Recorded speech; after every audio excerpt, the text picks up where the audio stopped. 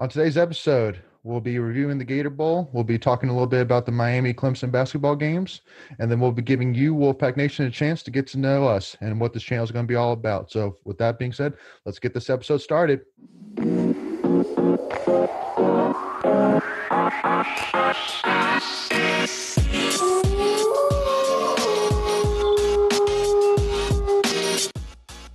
Hey, Wolfpack Nation, this is Lade Smith coming to you, giving you the first episode of Tuffy Talk. Here with my man, my co-host, Macon Adams. Macon, hope you're doing well, my man. Doing pretty good, bud. Just glad to be doing this for the first time, and I feel like I talk state stuff all the time, and I feel like with you being as good of friends I've been for a while, and this is a really cool idea. I'm just kind of looking forward to being able to have a really solid place to share thoughts about anything state related. Just kind of shoot the breeze. Mm-hmm. Absolutely, man. Absolutely. Yeah, we're looking forward to this. Really excited to finally get kicked off here and get rolling. We're really looking forward, Wolfpack Nation, for you guys to get to know us, and we look forward to getting to know you guys as well, talking with y'all about NC State, not only present, but also past and future, and also talking about not only football, basketball, but all sports, and doing it through different ways, such as debating topics, debating lists, doing interviews, talking about social media, things like that. So every episode will be different and with different content that hopefully you guys will all enjoy and like, and we hope to build off of it with your feedback as well. So feel free to send us any feedback that you guys have in the comment section or direct message us on Twitter, Instagram. So I'm looking forward to really building off of this. So with that being said, the first segment, which we'll be doing, is called our favorite and least favorite sports moments in NC State history. And this is an opportunity again for you guys to get to know us and us to talk a little bit about NC State a little bit and our past. So with that being said, Macon, I'll pass it over to you to give your first favorite moment and let's talk it out. Well, if we're going to go all the time, like what you said, then obviously the championships are great. But I think for what we've personally experienced, yeah. I think for me, my favorite memory is, and there's a ton of them. There's been a lot of like ups and downs of state, but I feel like for me, my favorite one was when back in 2012 when Florida State came to town and they were number 3 in football. And they came to Carter Finley, and we had Mike Glennon and Brian Underwood and all those guys. And everybody knows how the game went down. Or for those who don't, at least, the State came back at the very end and had like a last second touchdown with I think 16 seconds left. It was Mike Glennon to Brian Underwood.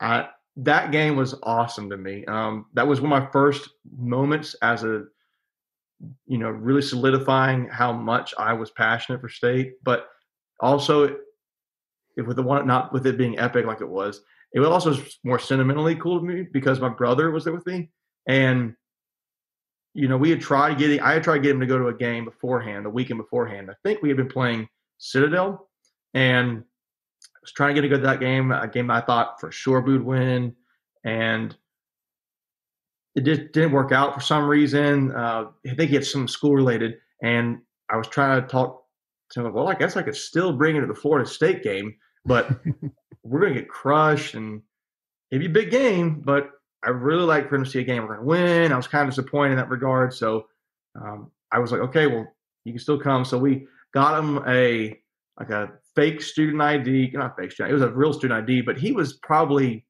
12 at the time and maybe 13. Didn't look anything like a college student. And the student ID he had was a picture of a buddy of mine who has a beard and looks nothing like my brother. And my brother was really short. He's 13 at the time. So he got in the security in the student section. It sucks. So you can get by with that kind of stuff. That would end up being a running joke. We got him in the stand. I think a buddy of mine brought his brother with him as well and got in there. And, we're getting through the game. And I don't think we had scored a point at halftime. I think it was – I can't remember how – I think we had 0 points at halftime. I thought, okay, this is looking rough. But then as the second half got going and we started playing better and we kept fighting. I remember that last drive was like we just converted. I feel like we converted like 3 or 4 fourth down plays. Maybe we didn't, but it felt like that. And I just remember we kept slowly making our way forward towards the front of the student section. And by the time that last touchdown, you know, that last touchdown was scored, and we came to the front. All of those players jumped in. You can still find pictures to this day of me and my brother on the front row with all those players jumping into the stadium, into the stands, and that was just a really cool memory. I remember we have a picture I still have. It's probably my favorite pictures of me and my brother up on top of the student section, kind of taking pictures back on the field to kind of remember that day. And that was, I would say, it's easily my favorite memory for a state game. Football, basketball, I mean, apart from anytime we beat Carolina, but Hmm. that one has sentimental value to me. Yeah, absolutely. Yeah, no, it really stood out to me about that game how low scoring it was. It was definitely shocking because I know that especially with that offense from Florida State having EJ Manuel, and at That's the right. time even Kelvin Benjamin as well, that it was expected to be a high scoring offense. So the fact that the defense really gave us the opportunity in the second half to come back and win that game was huge. Right. And so definitely big shocker there. So yeah, and then for me, so for those of you who don't know, I was a student from 2013 to 2017 at State, and I was also a football equipment manager. And my last year at State, my last football season, it was the Brian Finley's first year, and we were playing Notre Dame in the famous Hurricane Matthews game, Oh yeah. and yeah, and that was by far, I mean, easily my favorite moment of all time, just because of how unique of a game it was. I mean, I can't imagine making that you or I maybe will ever go through a game as unique as that. And the fact that not only was it raining, but it was literally in the middle of a hurricane, and it Yeah. was not only raining during the game, but way before the game. So I mean, the field was literally a pool, I and feel like they it should, was, like, a lot of people say they shouldn't even play the game because yeah, it was so bad weather wise. But I was they there, might have. and that was actually on my birthday. Mhm. And I remember going to the game in my dad's hunting waders when he goes like duck hunting, Mhm. and I had like a waterproof coat on. I had a few of the layers on. I remember it was cold that day as well, but I just remember being in the stands, not being able to see the other side of the stadium. I mean, the way side and or the east side, and it's you couldn't see hardly anything, and you could hear the crowd cheering through the wind and the rain. Not being able to see them was epic enough, but then you see the guys tackling, and they're sliding 10 feet through the on the field, and just the momentum carrying as far as they did. So and at halftime, I had to go and dump the water out of my waders because there was so much water. I had some friends Yeah. of mine in Blacksburg that I lived there after I graduated and graduated from state, and I had buddies texting me saying I have never seen that much water in a football stadium before ever, and it was. And I think at the post game, I think they wrote down for the weather instead of having like storm or rain, they wrote down Hurricane Matthew because that's all you really need to know about that game. Yeah. Yeah.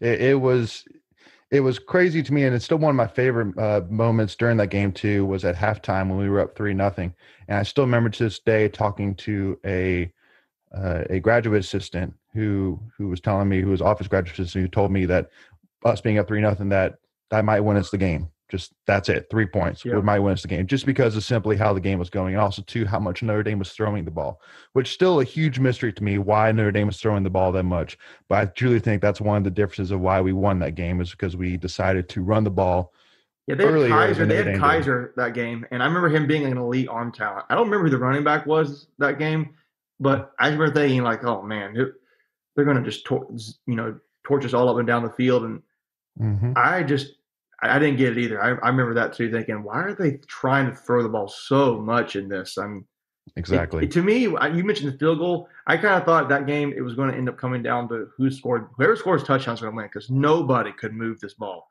Yep. The field goal may have been it. I just when Pharaoh blocked that field goal, Pharaoh McKeever blocked that Hmm. field goal, I was like, I Yeah. feel like this is our game now. Like we got It this was. now. We actually blocked a punt towards the Off end, field, but but not I field know goal what you're punt. saying. Yeah. Yeah. Yep. So yeah, Macon. So give me your worst moment. Worst moment. Worst There's a lot moment. of those too. I I'm tempted to talk about the St. Louis game when State Hoops went into the NCAA tournament and just choked with TJ Warren, and I felt like we had a big lead and we just blew it. I'm tend to talk about that one, but I feel like the one I have to talk about I was when State lost to Maryland back in I think it was 2010, 2010. Yep. and that was my freshman year of college. I went to State from 2010 to 2014.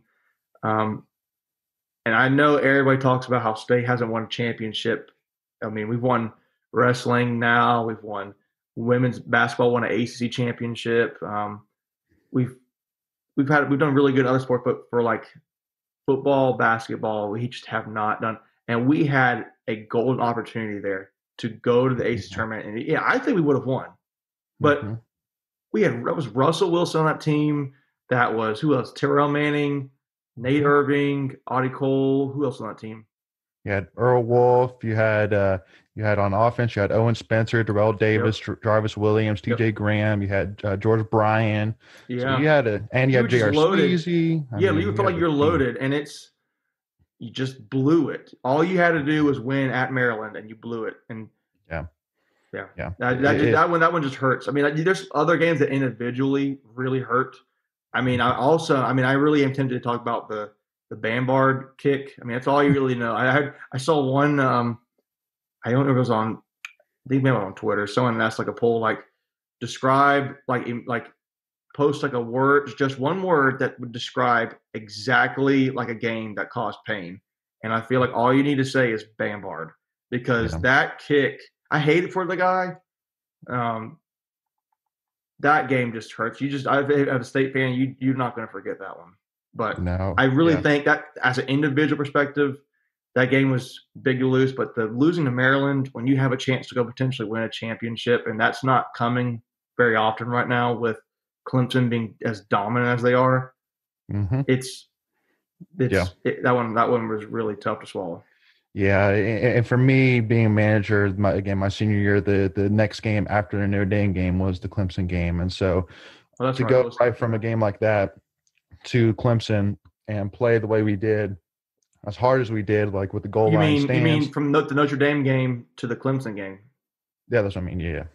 Right. And so to go against Clemson and play as hard as we did, including the goal line stand, which was a huge momentum change for us.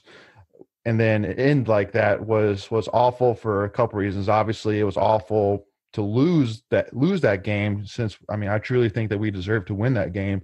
But also, I did really feel for Bam Vargas. I mean, he really was and is a great guy, and so I knew that was going to really hurt him and everybody for a while. So yeah, I feel like the death threats he got. You're just that guy felt terrible, and he should have a lot, but he didn't deserve a lot of the stuff that he got a lot from State fans. I feel like that was one of the worst looks that State fans have gotten in recent memory, just chewing him out, unfairly. I mean, he made a mistake.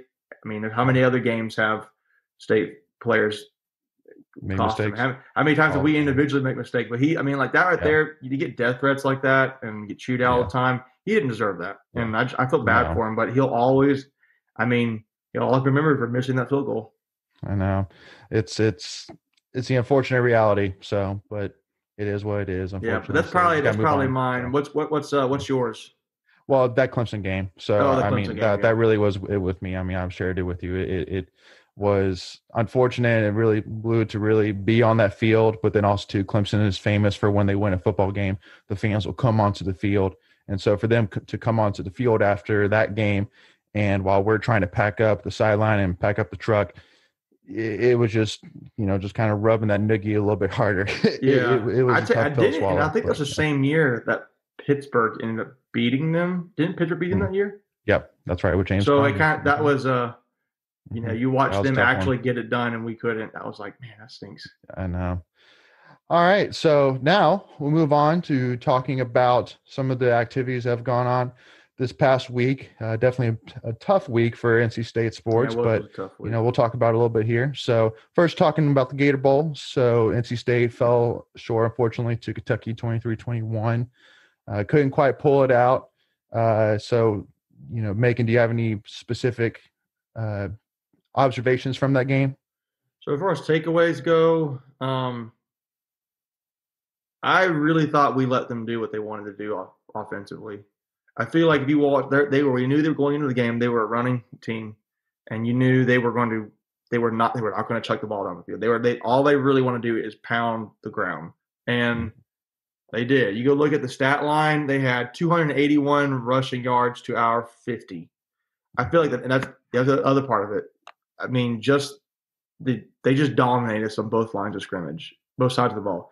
Um, when you look at rushing yards, that's all you need to see. If you're not going to win in the trenches, you're really not going to win many games. And we Mm-hmm. didn't this game, and that number there shows it. But a lot of from a bigger picture, we did throw the ball more than they did. We had 268 passing yards to their 99, and that kind of bounces out, and the total yards about 318 to 380 or so. It's like 62-yard difference. So you think when you look at that, it's pretty similar to how much each team was able to move the ball. But when you think about how much they drained the clock down, you think about how much they dominated the line of scrimmage.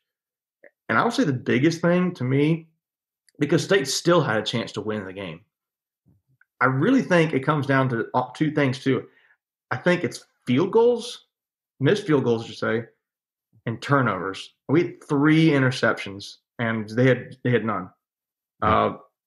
You throw the ball, throw 3 picks, you're not going to win many games. You Yeah. get run over like we did, you're not going to win many games. Absolutely. But Well, and especially the thing that really stood out to me was the 50 rushing yards off of 26 attempts for us. That was particularly disappointing just because of the fact that since we do have such a deep running back room with Jordan Houston, with Ricky Person, with Zonovan Knight, you would think that we would have guys fresh enough and also too obviously talented enough to get more than 2 yards a rush. And because that's why I particularly don't really put a lot of necessarily the offensive struggles on Hockman. I know obviously he did have a rough game, but our running backs didn't really help him much either. I mean, no, our running game didn't really help them much either. It really forced Bailey to really be our saving grace, unfortunately, which is not obviously a situation he needed or should have been in. So, but and even on top of that, when Kentucky went into that game and you asked them how they wanted the game to go, pretty much how the game went is they how they did wanted it to exactly what go. they wanted to do. We Exactly. let them do basically what they wanted to do, and Yeah. I don't know how that happens, but Yeah. it did. And Yeah. I hate that for Bailey. At the same time, Mhm. I know State fans just saw if you haven't already. He decided to transfer out of the program, and we wish him the best. And as any Absolutely. State fan should, because that guy, I mean, he is a huge reason why we have the season that we had this year when we had no expectations of being Yeah. good at all. And Yeah. if you had told me going into the season we'd be 8-win team, I would have said you're probably crazy. Like there's no way that's happening. I mean, it would be a sheer miracle for us to be that way. And you Well, know, and particularly after Devin went down too. yeah. After Devin But went yeah, down, but the first few games you won what you won against Wake Forest, and you felt like okay, you got something I do is Wake Forest, but you felt like they always are a pest to you, and as far as you can't seem to hardly beat them. Sometimes they always seem to find a way to beat you, and we win that game, and then we go to Virginia Tech, and we just get obliterated. I don't know what happened in that game. That was atrocious. That was kind of one of those yeah. burn the tape kind of games, maybe, but Mhm. um, you do that, and Bailey does not look like the answer. Yeah. And at that point, Devin had, I think, was still coming back from COVID stuff. He comes back in. He looks really good. And I think as a side note, he I think was statistically better than Sam Howell at that period in time. So I enjoyed that a little bit. But he gets injured at the Duke game, and they got to bring Bailey back in. And I know State fans, they did and I did, or if you did and I know I did, was thinking, okay, you see Bailey come back in, you're like, that felt like the season was going to be over at that point because you've already seen Bailey play 2 games, and one of your last memories is the Virginia Tech game, and that was atrocious. And Leary looks like he's the answer, Mhm. um, but then Bailey comes back in the rest of the season for the most part and is playing like I don't want to say lights out, but he is playing so much better than what he did play. and it doesn't even look like the same guy. To me, that's a credit to Tim Beck for for training and getting Bailey to that point. Working the offense in favor of what Bailey was comfortable with, Yeah. and putting the guys in situations where they do. But even still, it's getting Bailey there, and then obviously Bailey, getting him to the point where he's working in the gym. It's credit to him, obviously, as well. Yeah. But I hate it for a guy like that to go out in a bowl game and just kind of look like he did back against Virginia Tech. It Yeah. didn't. It just was not encouraging in that regard. But you can't He let that take away from how great of a his season overall he picture. had for us. Absolutely. Yeah. But No, overall, yeah. right. Absolutely. Yeah. No, he was definitely one of the huge reasons, and we definitely thank him for that, and definitely wish him best of luck in all his future as well. So now that we've talked a little bit about the Gator Bowl, now we can talk a little bit about basketball. Yeah. Obviously, we had two games this week, Clemson and Miami. Obviously, both didn't turn out the way we wanted them to.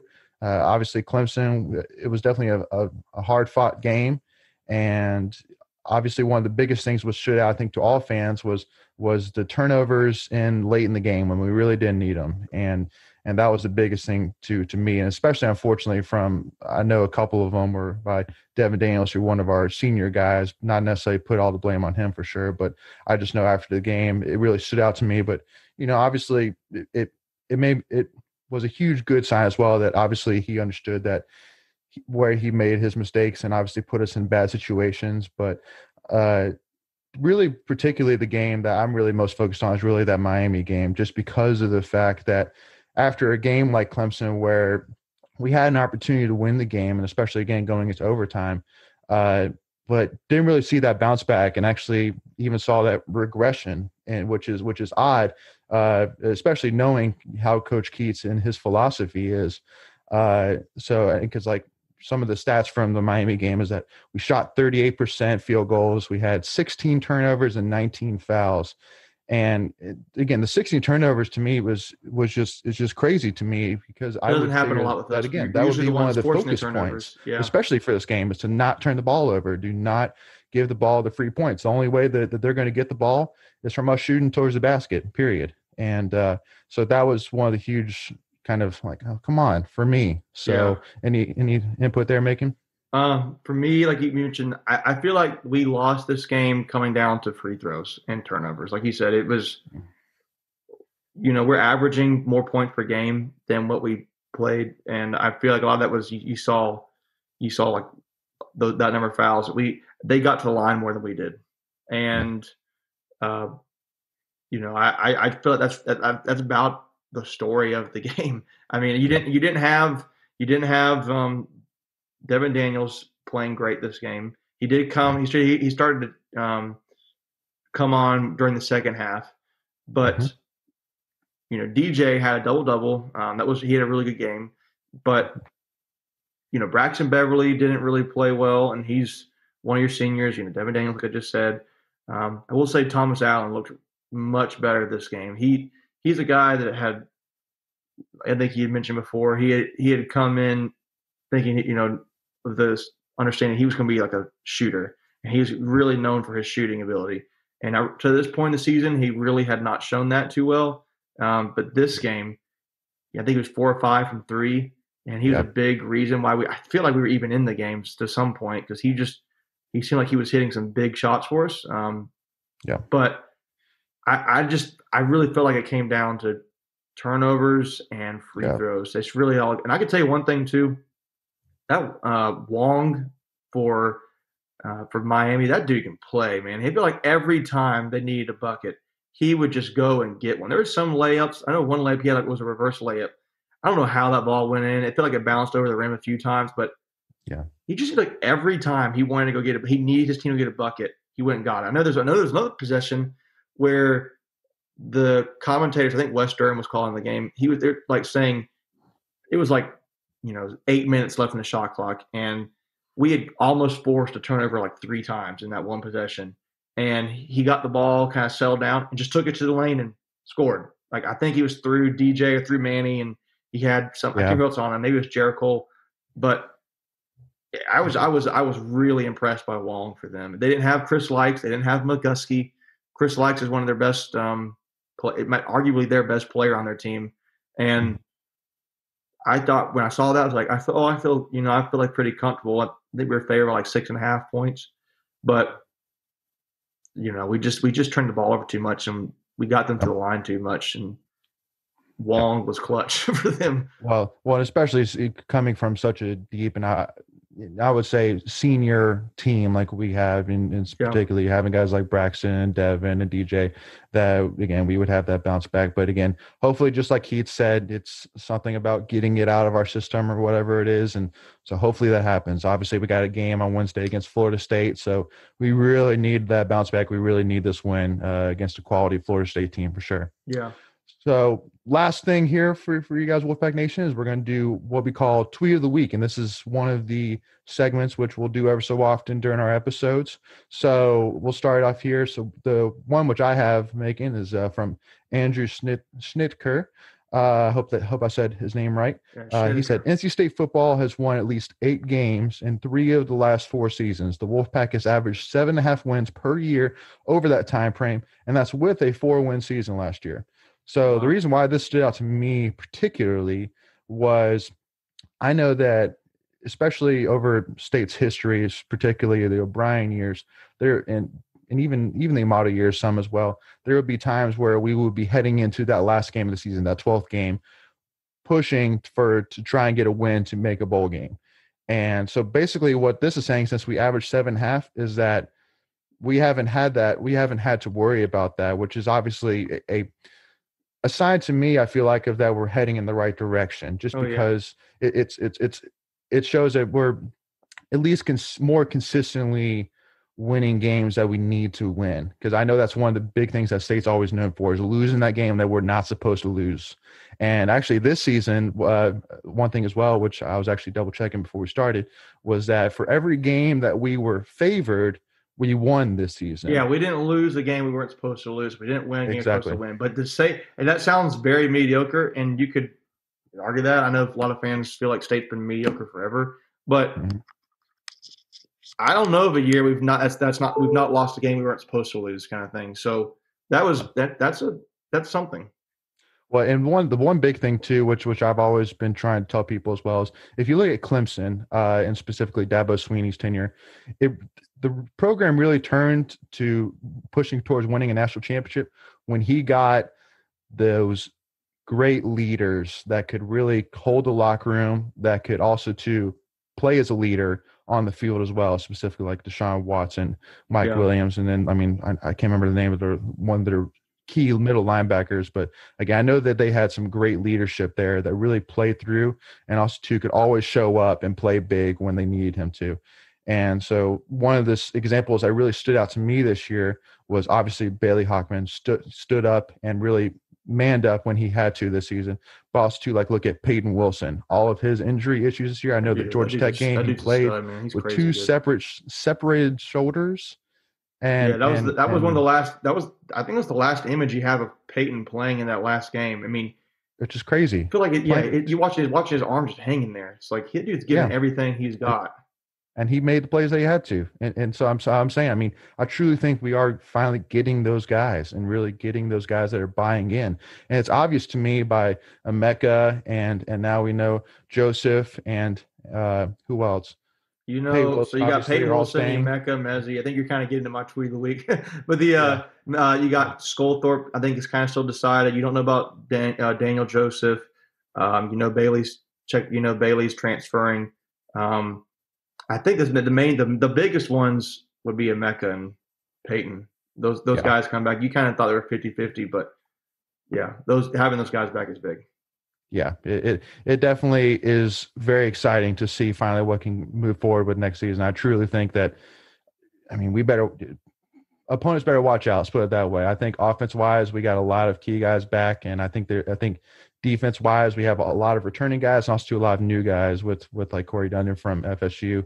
Going to be a huge gift for us. Getting that guy, you could talk about that session for a while. I mean, getting a guy like that, that's like, if people don't know how they do recruiting rankings, they'll do like different star levels, and I feel like I mean, there's so many misses when it comes to recruiting rankings in the first place. I'm not going to go on that tangent. I mean, like Russ Wilson was a 2-star guy, and Russ Wilson is not a 2-star guy. They just kind of gave him demerits because he was short. I mean, but that's beside the point. When you get a guy like Corey Durden, he's like a 5. He's like, when you think of 5-star talent coming in, he's like a 6-star guy. You could even a 7-star guy. I saw one thing that was saying he was like a top 3 interior defensive lineman returning in the nation, and he's coming to state. So that was huge. Huge replacement for Aleem. Yeah, I mean, you can't overstate that. Absolutely. So we look forward to seeing what's going on next season. So with that, Macon, I think we'll wrap it up here. So thank you all again for tuning in. Please like and subscribe this video, and please follow us on Twitter and Instagram. And please feel free to message us directly. We'd love to hear from you all. And please tune in next week for our next episode. And we look forward to talking to y'all again. So with that, please stay safe and always go Pack.